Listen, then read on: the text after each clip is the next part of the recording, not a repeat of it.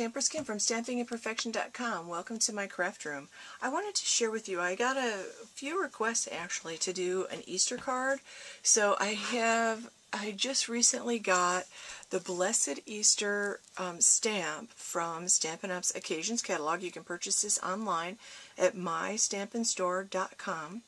And this is a beauty. It comes only as a wood mount stamp. It's one stamp. It's got the sentiment and everything, so it's just really it's wonderful. It's quick. So I'm using the watercolor paper. I used to get really cheap and not use watercolor paper. The watercolor paper really makes a huge difference when you're watercoloring. So I highly recommend using the watercolor paper. You get 5 pieces. There's 6 by 9 in the package. It's not actually very expensive, and it goes a long way if you're frugal with it. I wasn't frugal with the piece I'm about to show you, but I was tired and I just wanted to stamp, so I was playing around. And after I did this, I stamped the Blessed Easter stamp in Stays On ink. If you plan to watercolor, you need some permanent ink. This is a solvent ink pad. It's permanent. I stamped it, gave it a couple minutes to dry, and then I colored it in using my aqua pen, and I was using Wisteria Wonder and Gumball Green, and I was tired, so I didn't really do a good job with it. So I decided I needed to fix it. So what I decided to do was to take 2 different colors. I'm using So Saffron, and I'm going to just kind of give it a watercolor background. I have a wet paper towel here that I'm going to use, and the aqua painter I've filled with water, about 2/3 full, so it's got a bubble in there. This just screws off and you can fill this under the sink. It's very easy to do. So I believe these come in a set of 2. Sometimes I'll drip a few drops of my re-inker into the lid, and that actually will stay wet for a long time. Like, you can reuse that for months, believe it or not. And then I just decided that I've squeezed a little bit of water into this, so it's not going to be too dark, hopefully. And then I just proceeded to just kind of scribble a background like this with a little bit of water. Because I kind of wanted to cover up the fact that I didn't do a great job coloring in the flowers and the leaves. Not as well as I would have liked to. And yes, a little bit of my green is going to bleed. To clean this off, I'm going to just squish a little bit of water through until the yellow is out of this on my paper towel. Just like that. You just squeeze the water through. And you do want to surface underneath your, like I have my pad here that will be underneath. Oops. This is Calypso Coral, also another favorite color lately for Easter. I don't know. These just felt like good colors.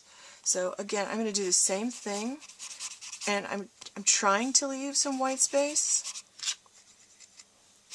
I'm going to get a bunch of this in here. I kind of liked the way this looked, and I felt like it just covered up a lot of oopsies. I'm just going to squeeze a little bit more water through and try to blend that a little bit. That's a little heavier than my last one.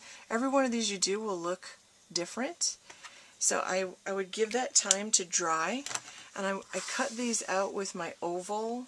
You can see I've already done some. I cut these out with my oval framelets.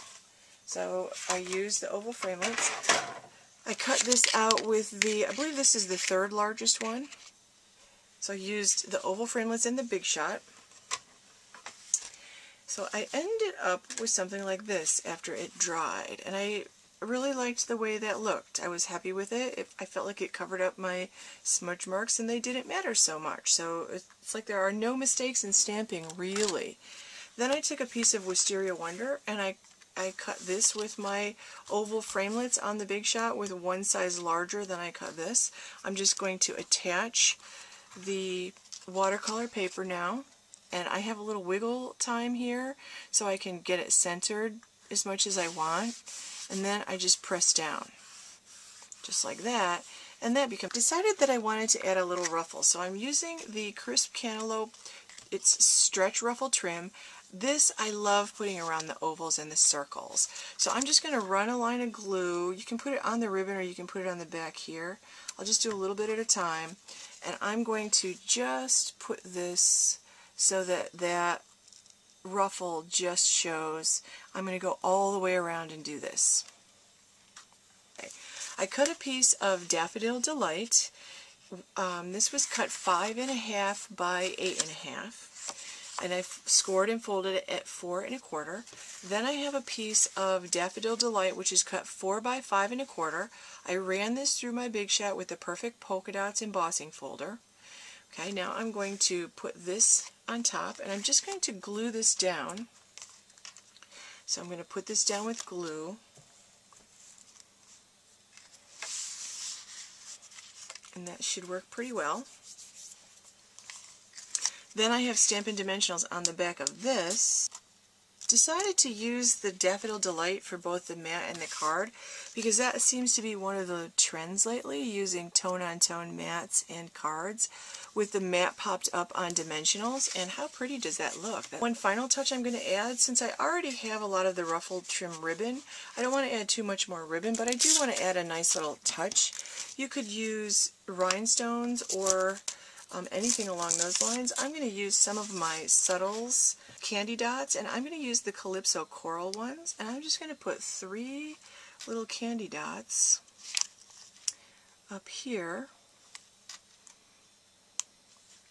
just like that, and my card is done. So there you go. Thank you very much for watching. Please make sure you subscribe to this video, give it a like if you like it, share it with your friends. Stop by my blog at stampingimperfection.com. If you haven't signed up for my mailing list, make sure you sign up for my mailing list. You'll get 3 video tutorials exclusive for my mailing list subscribers, along with a couple of newsletters with free tutorials every month. So thanks very much for watching.